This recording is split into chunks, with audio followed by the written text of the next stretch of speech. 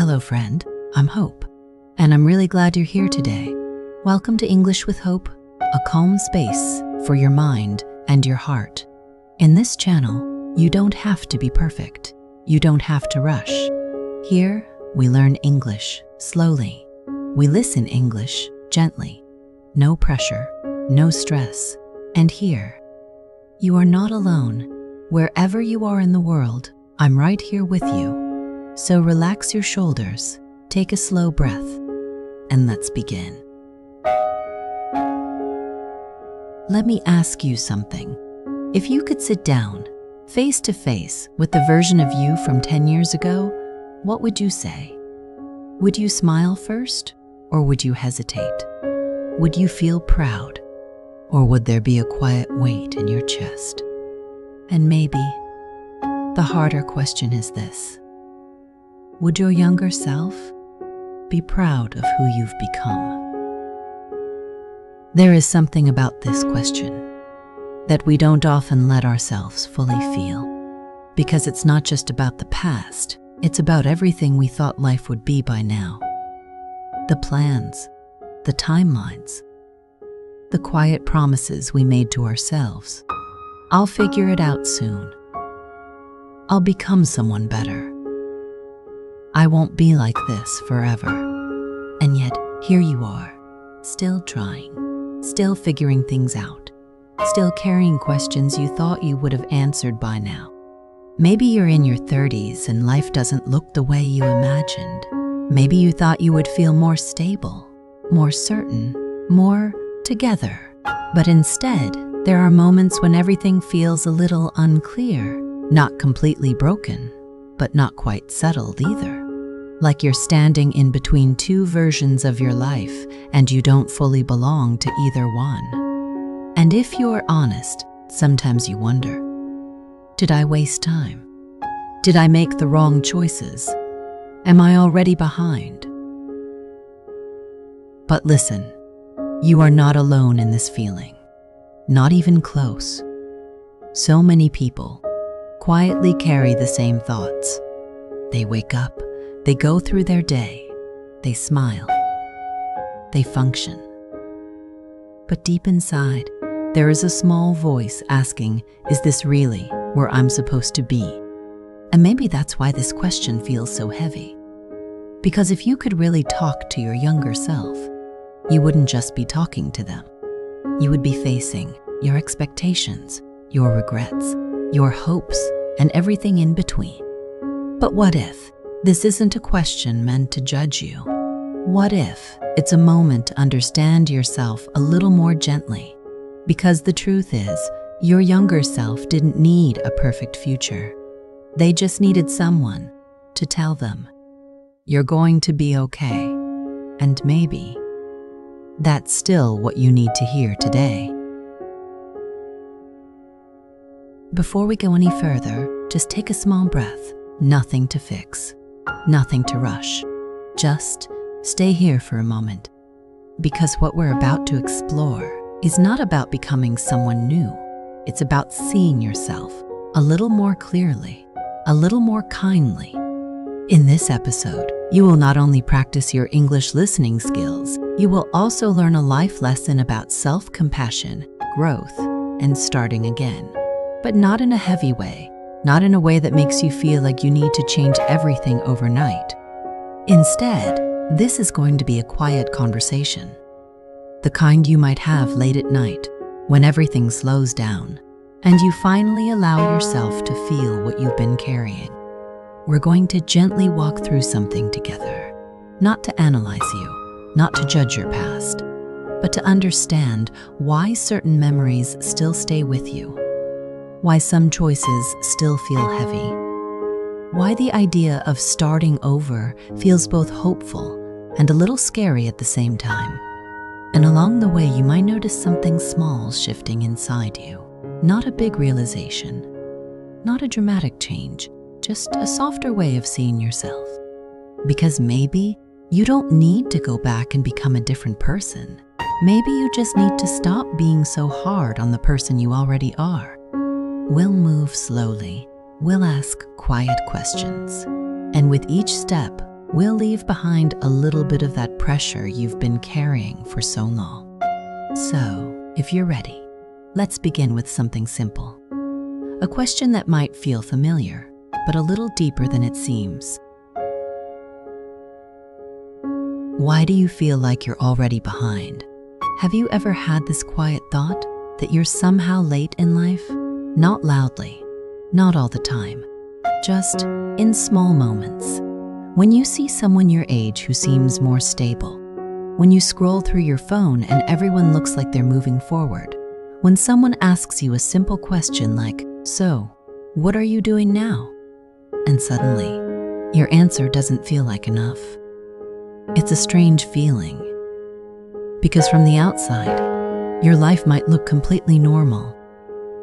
You're trying, you're working, you're figuring things out.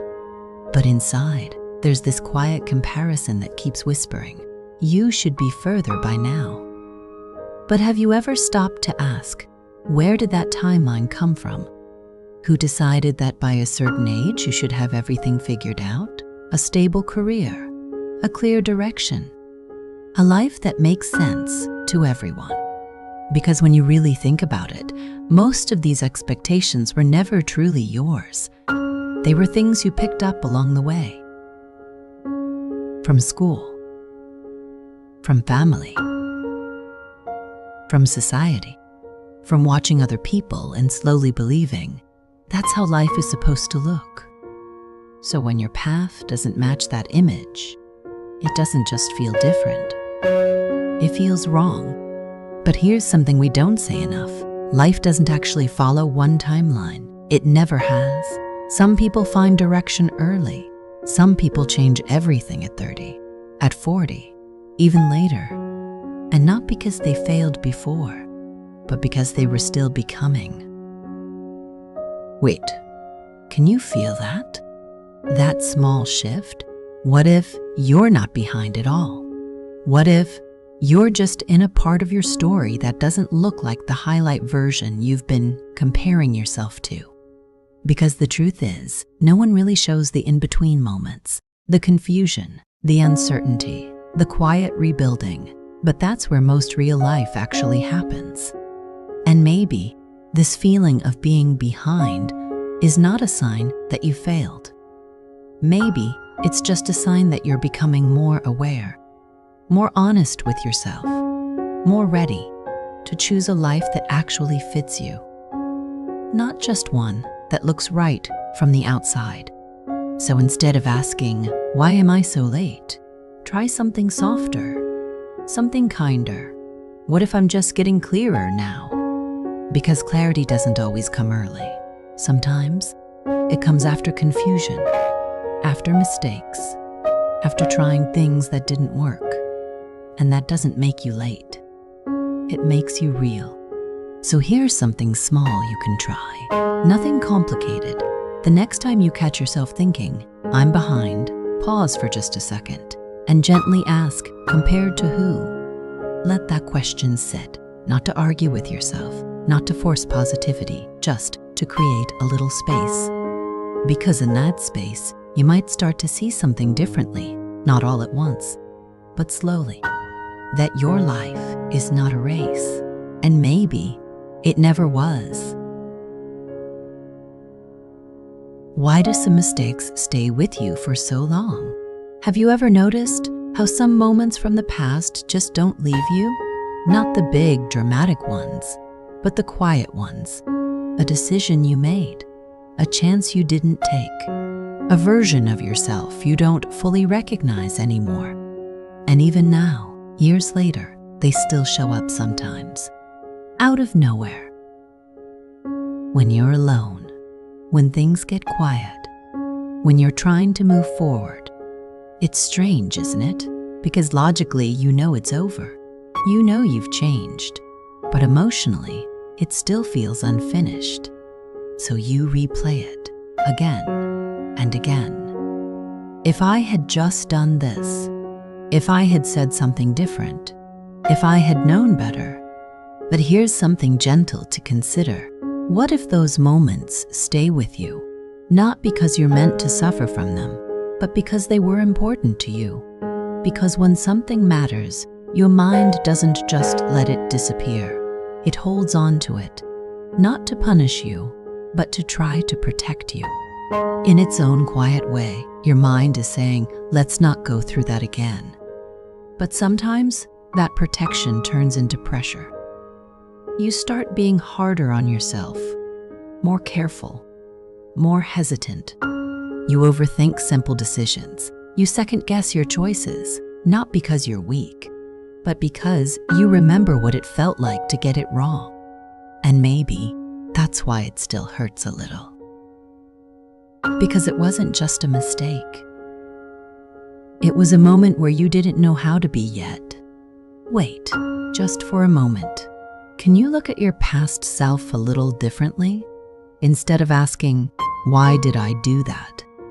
Try asking, what did I not understand at that time? Because the truth is, you didn't have the awareness you have now. You didn't have the same perspective.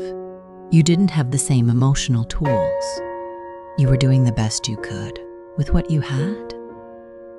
Even if it didn't turn out well. Even if it still feels uncomfortable to remember. And maybe this is the part we often skip.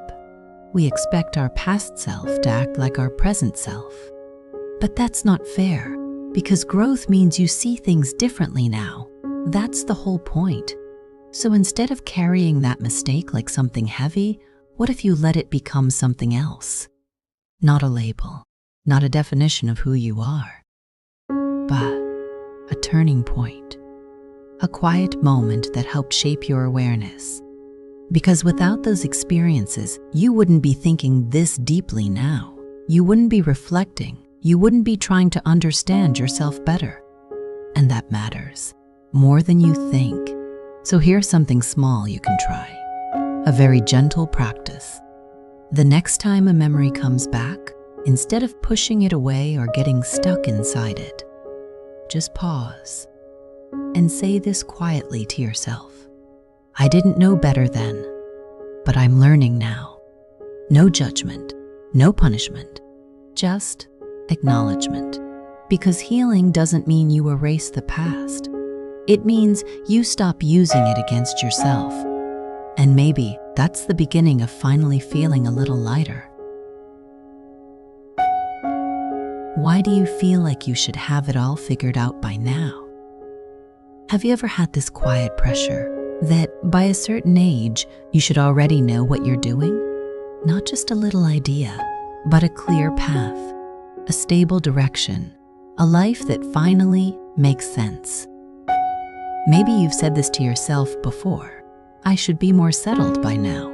I shouldn't still feel this lost. Other people seem to know what they're doing. And the more you think about it, the heavier it feels. Because it's not just confusion. It's the feeling that something is wrong with you for still being confused. But where did this idea come from? That life is something you're supposed to figure out completely? Because when you really look around, very few people actually have everything figured out. They just learn how to move forward even without having all the answers. Wait, can you feel that? That small shift again. What if the problem is not that you're lost, but that you expect yourself to never feel lost? Because the truth is, feeling uncertain is not a sign that you're failing. It's a sign that you're growing. Think about it. Every time you step into something new, a new job, a new direction, a new version of yourself, there will always be a moment where nothing feels clear yet. That space between not anymore and not yet, that's where you are right now. And it's uncomfortable because there's no solid ground, no clear identity, no guarantee. But that doesn't mean you're doing something wrong. It just means you're in transition. And transition is not meant to feel stable. It's meant to feel uncertain. That's how you know you're actually moving.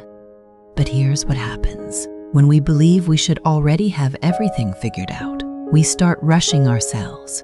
We force decisions just to feel certain. We compare our timeline to people we don't fully understand. We choose things that look right instead of things that feel right. And slowly, we move further away from ourselves. So maybe the real question is not, why don't I have it all figured out yet? Maybe it's, why do I believe I need to? Because life is not a test with one correct answer. It's something you experience, something you adjust, something you slowly learn through living. And maybe you don't need clarity for the next 10 years. Maybe you just need a little clarity for the next step. Just one step.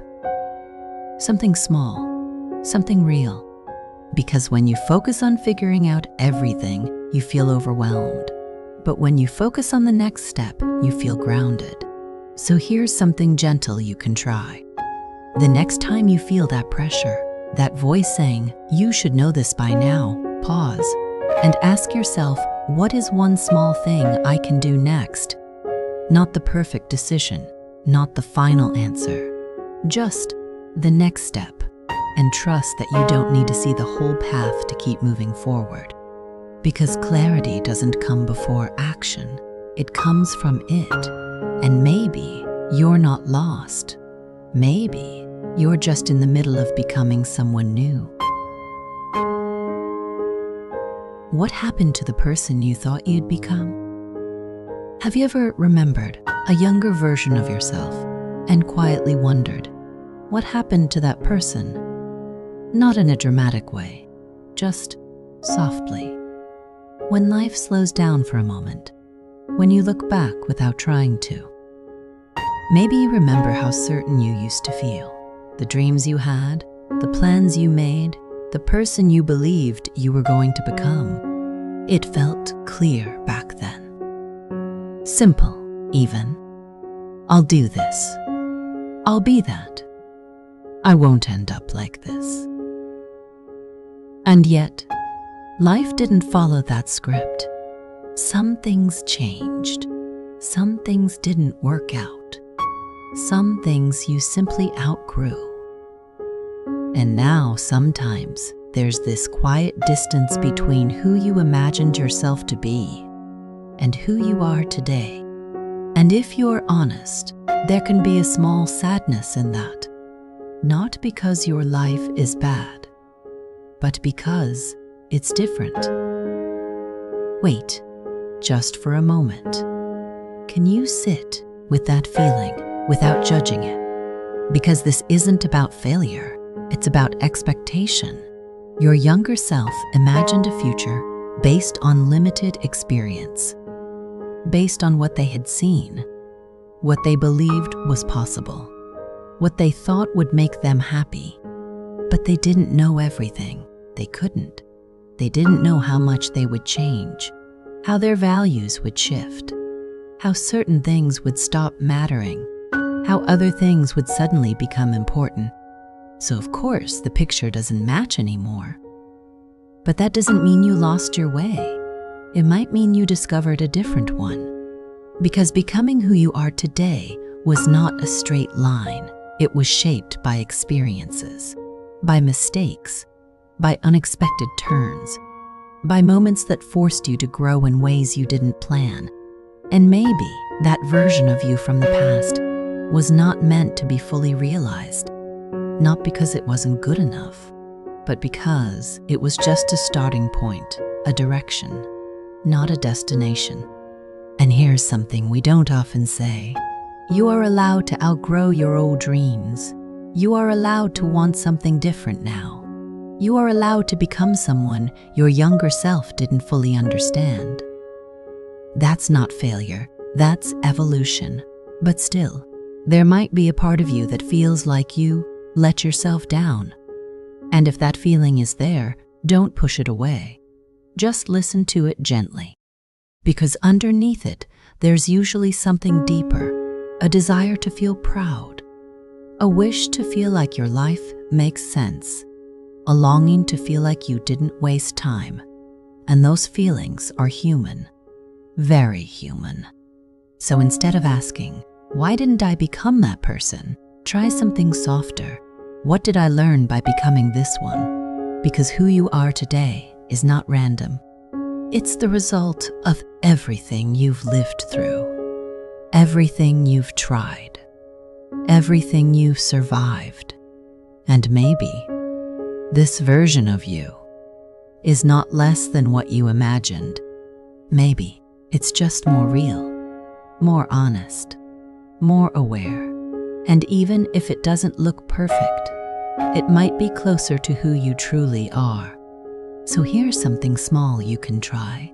Think about one thing, just one, that you've learned about yourself in the past few years.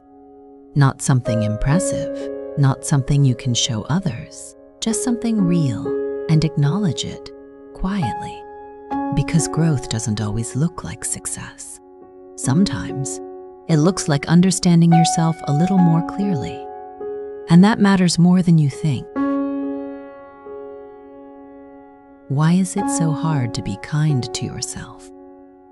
Have you ever noticed how easily you can understand other people, but when it comes to yourself, something changes?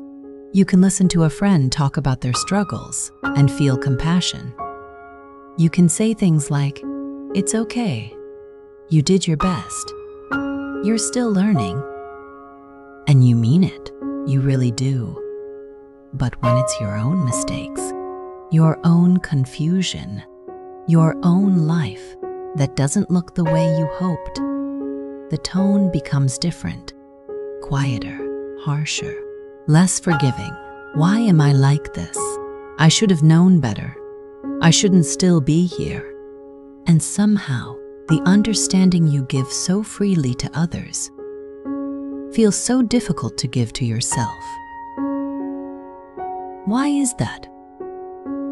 Maybe it's because you've been with yourself through everything, every decision, every mistake, every moment you wish you could redo.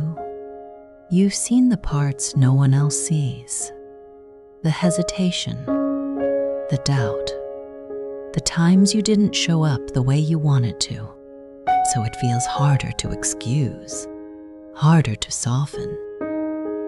But here's something gentle to consider. Being aware of your mistakes doesn't mean you have to punish yourself for them. Awareness is already growth. Wait, can you feel that? You don't need to turn every realization into self-criticism, because when you're constantly hard on yourself, you don't actually grow faster. You just feel heavier, more tired, more stuck. And slowly, you begin to lose the energy to even try again. But kindness, real kindness toward yourself, does something different. It creates space. Space to breathe, space to try again, space to fail without turning it into a definition of who you are. And maybe this is the part that feels uncomfortable, because being kind to yourself can feel like you're letting yourself off too easily, like you're lowering your standards, like you're becoming less disciplined. But kindness is not the same as avoidance. It doesn't mean you ignore your mistakes. It means you respond to them differently, not with punishment, but with understanding. Because when you feel safe with yourself, you're actually more willing to change. Think about it. If every mistake leads to self-criticism, you start avoiding risks. You play small. You hesitate. You stay in familiar places just to avoid that feeling again. But when you know you won't attack yourself for getting it wrong, you become a little braver. Not all at once, but slowly. And maybe that's what you need right now. Not more pressure, not more expectations, just a softer place to stand on. So here's something small you can try. The next time you catch yourself being harsh, pause and ask, if this were someone I care about, what would I say to them right now? Then say that to yourself. It might feel strange at first, unnatural even, but stay with it. Because over time, that voice inside you can change from critical to supportive, from heavy to gentle. And maybe you don't need to become a completely different person. Maybe you just need to become someone who treats yourself with a little more kindness. What does it really mean to start again, slowly? Have you ever had this feeling that you need to fix your life all at once? Like one day, you'll wake up, make a clear decision, and suddenly everything will change. You'll become more focused, more disciplined, more certain, and finally, your life will feel on track. But if you've ever tried that, you might have noticed something. It doesn't last. You start strong. You feel motivated. For a few days, maybe even a few weeks, everything feels different. And then, life slowly returns to something more familiar. Not because you failed, but because real change doesn't happen all at once. Wait, can you feel that? Maybe the problem was never that you didn't try hard enough. Maybe it's that you expected yourself to transform too quickly. Because rebuilding your life is not a moment. It's a process. A quiet one, a slow one, a sometimes invisible one. And that's why it can feel frustrating. Because you don't always see progress right away. You don't always feel different after one decision. But that doesn't mean nothing is happening. Think about it like this. When you plant something, you don't see the roots growing. You don't see what's happening underneath. But that doesn't mean nothing is changing. It just means the growth is happening in a place you can't immediately see. And maybe that's where you are right now. In the part of your life where things are slowly shifting, even if it doesn't look dramatic. Because starting again doesn't mean you erase everything. It means you begin again with more awareness, more honesty, more understanding of what actually matters to you. And that kind of beginning is quieter, less exciting, but more real. So instead of asking, how do I change everything? Try something softer. What is one small thing I can return to today? Not something big, not something overwhelming, just something simple. Maybe it's waking up a little earlier. Maybe it's taking a short walk. Maybe it's finishing one small task you've been avoiding. It doesn't need to be perfect. It just needs to be consistent, because consistency, even in small things, creates something powerful over time. It builds trust, not with other people, but with yourself. And when you start trusting yourself again, everything begins to feel a little more stable. Not perfect, but steadier. And maybe that's what rebuilding really is, not becoming a completely new person, but slowly returning to yourself, piece by piece, day by day, with patience, with gentleness, and with the quiet understanding that you are allowed to start again as many times as you need. Thank you for being here with me today. Thank you for trusting me to walk with you through the quiet. You have done something very brave. You have looked at your mind with kindness, and that is the beginning of everything. It keeps this space alive and growing. With love, thank you for being here again, and I can't wait to continue this journey with you. Until then, be gentle with yourself. Goodbye for now, friend.